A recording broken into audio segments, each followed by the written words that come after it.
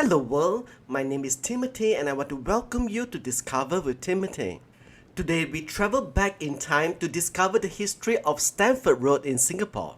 At first glance, it may look like just another busy city street, but this short stretch has witnessed more than 200 years of Singapore's transformation. When Sir Stamford Raffles arrived in Singapore in 1819, this area looked nothing like what it is today. Much of the land around present-day Stamford Road consisted of forests, hills and swamps. The Singapore River was already an important waterway, but the area inland remained largely undeveloped. In 1822, Raffles introduced what became known as the Jackson Plan, named after Lieutenant Philip Jackson, who surveyed the settlement.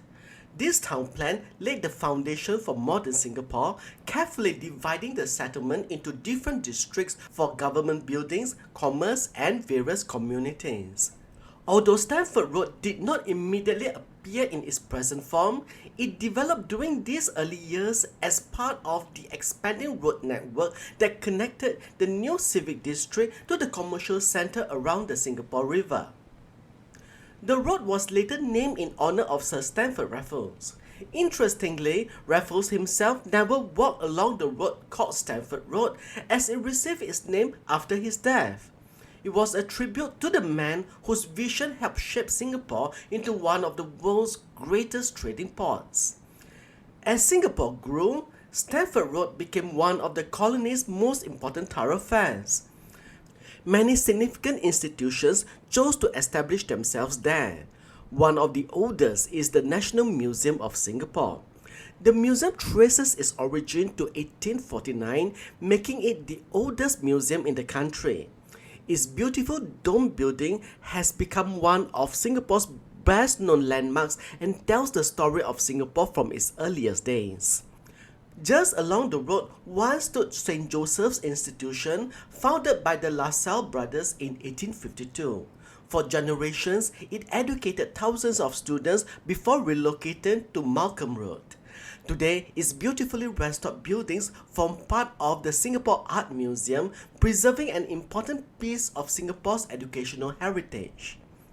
Nearby is Fort Canning Hill, one of Singapore's most historic locations. Long before the British arrived, this hill was believed to be the seat of the ancient Malay kingdom of Temasek. During the colonial era, it became a military headquarters, and during the Second World War, the underground battle box bunkers served as the command center where the British made the difficult decision to surrender Singapore to the Japanese in February 1952. Stamford Road has also witnessed dramatic changes in Singapore's urban landscape. If you had stood here a century ago, you would have seen trams, rickshaws, horse-drawn carriages, and later trolley buses sharing the road.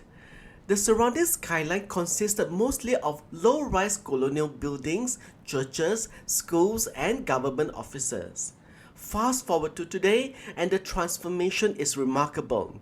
One of the most striking additions is Raffles City, completed in 1986.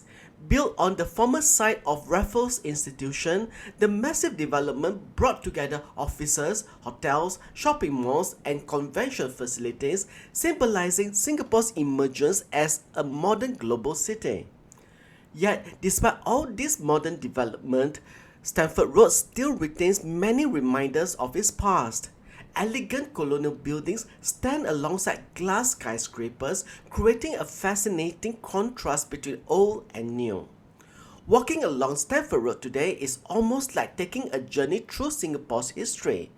Within just a short distance, you can trace the nation's story from the arrival of Raffles and the planning of the colonial settlement to education, culture, war, independence, and modern urban development. Very few streets in Singapore capture so many chapters of the nation's history in one place. So the next time you are in the civic district, Take a short walk along Stamford Road, look beyond the traffic and the tall buildings, and you'll discover that every corner has a story to tell. Thank you for joining me on this journey through history. If you enjoyed this video, don't forget to like, subscribe, and join me next time as we continue to discover the stories behind another street in Singapore. Until then, keep discovering with Timothy.